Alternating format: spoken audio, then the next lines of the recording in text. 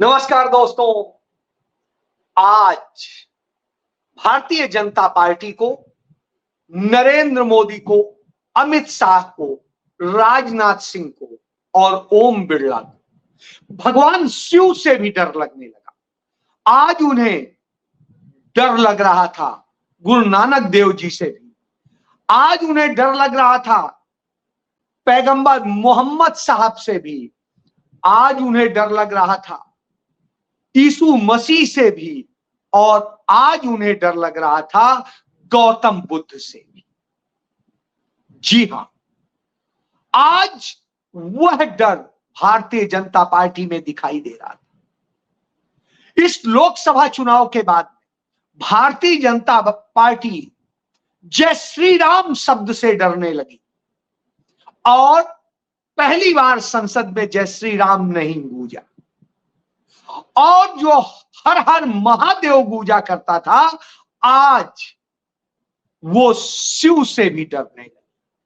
भगवान शिव के नाम से उन्हें डर लगने लगा, उनकी तस्वीर से डर लगने। ये हालात पैदा हुए राहुल गांधी के कारण।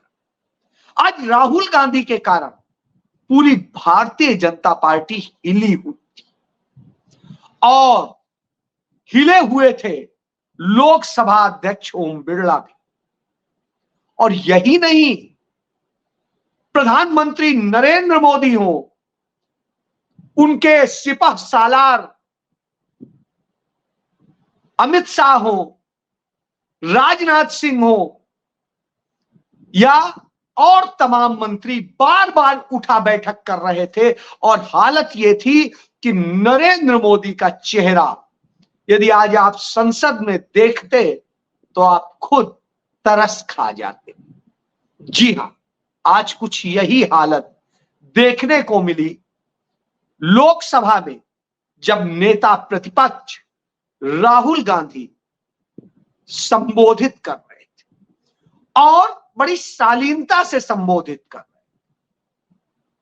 हालात ये आज जो लोग लोकसभा चुनाव के नतीजे आने के बाद में इस निराशा के भाव में थे कि अब विपक्ष में रह के क्या करेंगे राहुल गांधी, आज दिखा कि विपक्ष में यदि अच्छा नेता हो और दमदार तरीके से विपक्ष की उपस्थिति हो तो सत्ता पक्ष कांप जाता है। सत्ता पक्ष में डर दिखाई देता है और आज वह डर लोकसभा में स्पष्ट दिखाई दे। आज राष्ट्रपति के अभिभाषण पर, धन्यवाद प्रस्ताव पर नेता प्रतिपक्ष राहुल गांधी ने सदन को संबोधित किया।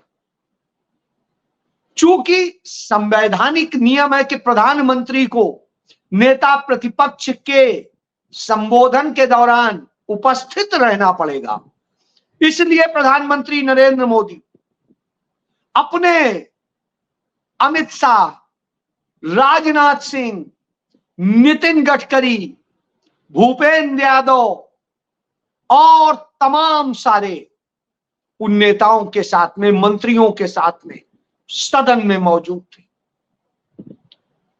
स्थिति यह थी कि इतनी भयंकर भीड़, इतनी बड़ी संख्या लेकर के एनडीए की, नरेंद्र मोदी आज डर में जी रहे। उनका डर किस तरह का था, इसी पर बात। आज राहुल गांधी ने जब अपनी चर्चा शुरू की तो उन्होंने भगवान शिव से शुरू की। उन्होंने भगवान शिव की तस्वीर दिखाई, ओम बिरला बोले और उसके बाद पूरा सत्ता पक्ष कि ये भगवान शिव को क्यों दिखा रहे हैं, भगवान शिव को क्यों दिखा रहे। बहरहाल राहुल गांधी ने जो दिखाना था दिखा दिया। उसके बाद राहुल गांधी ने पैगंबर मोहम्मद साहब का निशान दिखाया, उनके दुआ के वो हाथ दिखाए और इस्लाम को बताया। उसके बाद में राहुल गांधी ने सिख धर्म के प्रवर्तक, प्रथम गुरु नानक देव जी की तस्वीर दिखाई और उनकी तस्वीर दिखाई और उसके बाद उन्होंने यीशु मसीह की तस्वीर दिखाई और यीशु मसीह का संदेश बताया। और फिर राहुल गांधी ने गौतम बुद्ध की तस्वीर दिखाई और उनकी तस्वीर के साथ बयान किया। आप भगवान शिव की तस्वीर जब देखते हैं योगी रूप में, तो वो अभय मुद्रा में होते हैं, आशीर्वाद दे रहे होते हैं, और जो त्रिशूल होता है वो गड़ा होता है धरती पे। जब आप अल्लाह से दुआ करते हैं तो ये हाथ होते हैं, और जब आप गुरु नानक देव जी को देखते हैं तो फिर अभय मुद्रा होती है। और उसके बाद में जब आप यीशु मसीह को देखते हैं तो यीशु मसीह भी आशीर्वाद ही दे रहे हो, उनके हाथों पे कील तक वो कर दी जाती। और उसके बाद में आप यदि गौतम बुद्ध को देखते हैं तो वो भी अभय मुद्रा में, यानी सभी अभय मुद्रा बताते हैं। यही बात राहुल गांधी ने बताई। राहुल गांधी ने कहा कि किसी ने अलग संदेश नहीं दिया। मुझे 55 घंटे ईडी ने पूछताछ की और ईडी के अफसर अंत में परेशान हो गए और उन्होंने कैमरा बंद करके पूछा कि आपको डर नहीं लगता है? तब मैंने कहा मुझे क्यों लगेगा, मैं जिसका पुजारी हूं, जिसका उपासक हूं, वो अभय मुद्रा में रहता है। मेरी ताकत मेरे ये शिव है। तो भगवान शिव की वह तस्वीर दिखाई और इसलिए मैं डरता नहीं। उन्होंने सीख दी, डरो मत, डराओ मत।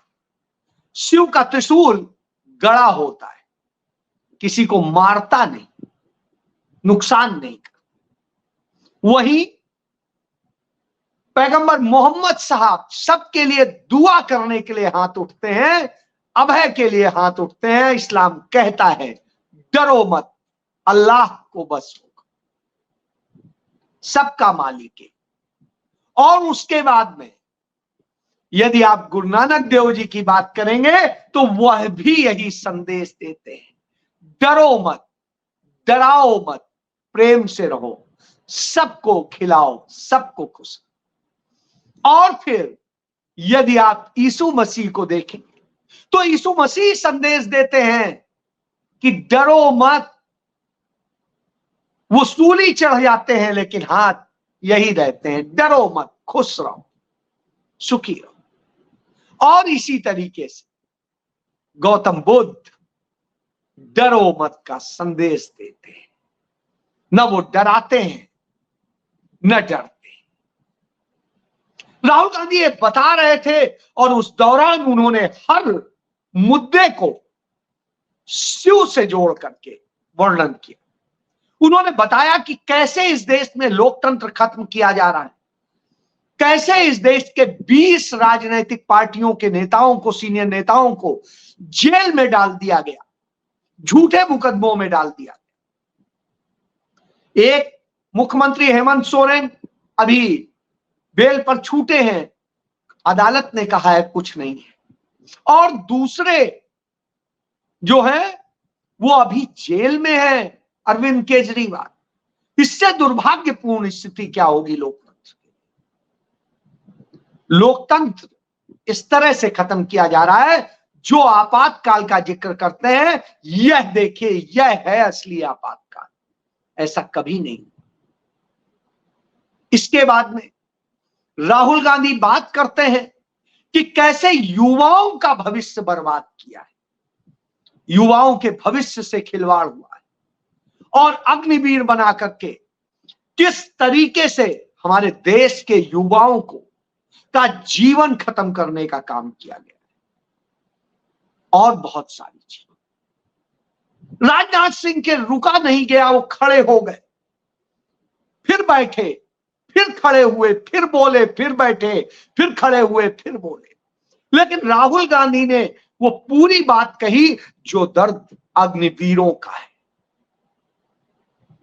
राहुल गांधी ने बात की नीट की कि कैसे भविष्य बर्बाद किया जा रहा है इस देश के युवाओं का। नीट परीक्षा के जरिए जिस तरीके से किया गया है, जो धांधलियां हुई हैं, जो चीजें हुई हैं, वो अपने आप में चिंताजनक। और उसके बाद में उनके दर्द को बयां किया और बताया कि क्या किया। आप उस पर चर्चा कराने को तैयार नहीं हो, लेकिन वह इतना गंभीर मुद्दा है, उस पर बात की। राहुल गांधी ने बात की किसानों की कि कैसे 700 किसान मर गए, किस तरीके से उन्हें एमएसपी पर गारंटी नहीं दी जा रही है, तो शिवराज सिंह चौहान खड़े हो गए, फिर बैठे, फिर खड़े हो गए। यह स्थिति थी, उठा बैठक उनकी होती है। और सभी एक ही बात कह रहे थे कि सदन को बरगला रहे हैं, नेता प्रतिपक्ष सदन को बरगला रहे हैं। सदन क्या मूर्खों का है जो बरगला जाएगा? इसी तरीके से जब राहुल गांधी ने बात की इस देश में महंगाई और महिलाओं को लेकर के, उन पे होते तमाम अत्याचारों को लेकर, मणिपुर को लेकर के, तो प्रधानमंत्री नरेंद्र मोदी हो या अमित शाह, दोनों के चेहरे लप से हो गए। हालत यह थी, बत्ती गुल थी, चेहरा देखने वाला बनता है, गजब की स्थिति थी। और यह स्थिति थी कि प्रधानमंत्री को खड़े होकर के अंत में कहना पड़ा कि यह संवैधानिक मजबूरी है, इसलिए हम यह कर रहे हैं, और तमाम चीजें, लेकिन जवाब तो था। बहरहाल इसके बाद में राहुल गांधी ने बात की महिलाओं के उस दर्द की जो वो रोज फेस करती, और जब उन्होंने उसकी बात की तब फिर हवाइयां उड़ गई। कहीं कहा जा रहा था कि ये नियम विरुद्ध बोल रहे हैं, कहीं कहा जा रहा था ये बोल रहे हैं, तो दोनों तरफ से नियमों को पढ़ के बताया जा रहा था कहां नियम विरुद्ध। नियम विरुद्ध तो आप बोल रहे हैं, आप कर रहे हैं। स्पीकर बार बार सत्ता पक्ष के लोगों को डिफेंड कर रहे थे, बावजूद इसके नहीं कर पा रहे थे। उन्हें बोलने देने का मौका देना पड़ रहा था। अंत में उन्होंने कहा कि आपकी पार्टी का समय खत्म हो जाएगा, तो पूरा विपक्ष बोला खत्म हो जाने दीजिए, कोई नहीं बोलेगा, लेकिन नेता प्रतिपक्ष जो बोल रहे हैं वो बोलेंगे। और नेता प्रतिपक्ष ने पूरी तरह आईना दिखाया कि किस तरीके से जो भूमि अधिग्रहण कानून था, जो कांग्रेस के शासनकाल में लाया गया था, जिससे किसानों को लाभ मिलता था, दूसरे जमीन के मालिकों को लाभ मिलता था, उसको कैसे खत्म किया गया है। जब इस पर चर्चा की तो फिर हालत बिगड़ी, फिर खड़े हुए, फिर तमाम चीजें, तमाम सांसद उनके बार बार उठ करके बार बार शोर मचाते। पहली बार यह हालत देखने को मिल रही थी कि विपक्ष नहीं, सत्ता पक्ष शोर मचा रहा था और सदन को बाधित कर रहा था। पहली बार यह हो रहा था कि सदन सत्ता पक्ष रोक रहा है। आज जिस तरह से स्थिति थी, राहुल गांधी बोले जा रहे थे और घुमा घुमा के वो भगवान शिव से जोड़ रहे थे, और जितना वो शिव से जोड़ते थे उतनी हालत बिगड़ती थी। राहुल गांधी ने आज दीपेंद्र हुड्डा के साथ हुई बदतमीजी और कुछ अन्य विपक्षी सदस्यों के साथ में हुई बदतमीजी का भी जवाब दे दिया, और जय संविधान उन्होंने आज सत्ता पक्ष से बुलवा दिया।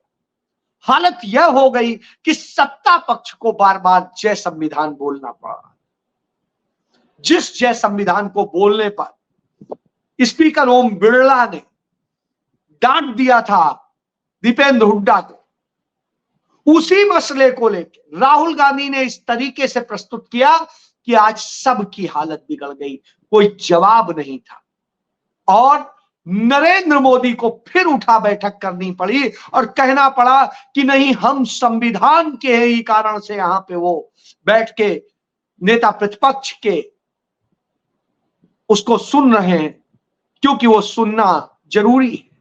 हम गंभीरता से ले रहे हैं, तो गंभीरता से लेने के लिए उस संविधान ने बाध्य किया है। बदलिए संविधान, नहीं बदल पाएंगे। तो इस तरह की स्थिति थी, इस तरह की स्थिति थी कि राहुल गांधी आज हर चीज में आईना दिखा रहे थे। वो लेह लद्दाख की भी बात कर रहे थे और बात कर रहे थे कश्मीर के साथ हुए अन्याय की। उन्होंने बात की मणिपुर में होते बार बार के अन्याय की, और बगल में बैठे अयोध्या के सांसद को खड़ा कर दिया और कहा और बता दिया अयोध्या क्यों हारे, अयोध्या में क्या धांधली हुई है, किस तरीके से अयोध्या को लूटा गया है, अयोध्या वासियों को लूटा गया है जो राम के जन्म, राम के सर्वप्रिय है। और इसी कारण अयोध्या ने संदेश दिया है। तो यह बात राहुल गांधी ने उनके माध्यम से भी कह दी। यह भी कह दिया कि भगवान शिव की नगरी में कैसे नरेंद्र मोदी हारते हारते बचे, वह भी बता दिया। नरेंद्र मोदी की हवाइयां उड़ी हुई थी, बोलने को कुछ नहीं दिख रहा था। पहली बार यह स्थिति हो रही थी कि लोकसभा अध्यक्ष को प्रधानमंत्री पर से कैमरा हटा करके या तो अपने ऊपर या राहुल गांधी और विपक्ष के ऊपर ले जाना पड़ रहा था। सत्ता पक्ष से वो बच रहे थे दिखाने, इसलिए क्योंकि प्रधानमंत्री का जिस तरीके से हालत थी वो देख के लग रहा था कि कोई विकृत व्यक्ति बैठा। और फिर राहुल गांधी ने लपेटे में लिया ओम बिरला, और उन्होंने कहा जब स्पीकर पद का चुनाव हुआ और हम लेकर के पहुंचे, उन्हें कुर्सी पर बैठाया, तो स्पीकर ओम बिरला ने नरेंद्र मोदी से जो कटसी शेक हैंड किया, उस शेक हैंड में वो यूं झुक जाते हैं, और जब मैंने किया तो यूं तन के बैठे थे। तो राहुल गांधी ने बताया कि संविधान कैसे कहता, सदन की जो यह चेयर है, आसन है, स्पीकर है, वो सबसे बड़ा है इस सदन में, उससे बड़ा कोई नहीं है। और यह बात मैं और पूरे विपक्ष की तरफ से मैं कह रहा हूं, और पूरा विपक्ष इसमें आपके साथ है। पूरा विपक्ष आपके आगे झुकने को तैयार। जहां झुकना चाहिए प्रधानमंत्री को, वहां आप प्रधानमंत्री के आगे झुके जा रहे हैं। हालत यह हो गई कि ओम बिरला के पास में कुछ बचा नहीं, तो उन्होंने सफाई दे डाली कि नहीं, हमारे संस्कार हैं, बड़ों के आगे हम झुकेंगे और ऐसे करते हैं, चाहे चेयर पे हो या बाहर हो, और किस तरीके से। और फिर बोले कि हम तो पांव भी छू सकते हैं और क्या कर सकते हैं। तो यानी राहुल गांधी ने उन्हें भी आज नंगा कर दिया कि वास्तव में तुम पांव छूने वाले ही व्यक्ति, और खुद स्वीकार करवा दिया। आज राहुल गांधी ने जिस तरीके से घेर के हर बात उन्हीं लोगों से कहलवा दी, वो अपने आप में थी। फिर राहुल गांधी ने भगवान शिव को दिखाते हुए फिर से कहा कि हालात तो ये हैं कि पूरी भारतीय जनता पार्टी के लोग डरते हैं, मंत्री डरते हैं, और उनका डर यह है कि इतने डर में जीते हैं कि कुछ कहना नहीं, और इस कारण से वो मुस्कुरा तक नहीं सकते। और जब राहुल गांधी ने बोला, कहा देखिए मैंने सही बात बोली, तो अब कोई आवाज नहीं आ रही, नहीं तो शोर मचता। सब चाह रहे हैं कि उनके मन की यही बात। तो हमें जन की बात चाहिए, मन की बात नहीं। तो राहुल गांधी ने आज हर किसी के न्याय की बात की। उन्होंने बेरोजगारों के दर्द को भी बयां किया और लड़कियों के दर्द को, उन्होंने छात्रों के दर्द को भी बयां किया और किसानों के भी, उन्होंने कामगारों के भी दर्द को बयां किया, और एमएसएमई सेक्टर जिस तरीके से डूब रहा है, बर्बाद हो रहा है, और उससे जो संकट पैदा हो रहे हैं उस पर भी बात। उन्होंने जीएसटी और दूसरे तमाम टैक्सेस से मरते उद्योगों पर भी बात की।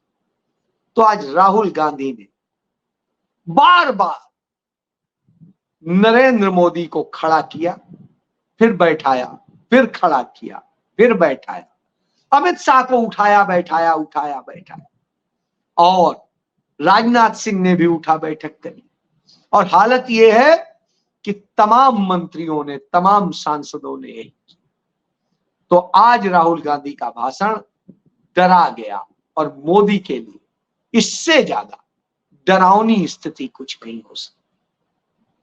तो इसीलिए आज का भाषण राहुल गांधी का, जो नेता प्रतिपक्ष के तौर पे पहली बार था, वह बात साबित करता है जो मैंने कही थी उनके नेता प्रतिपक्ष बनने पर, कि अब मोदी की आंख में आंख डाल करके राहुल गांधी बात करेंगे और मोदी को डर लगेगा। आज वो दिख रहा है।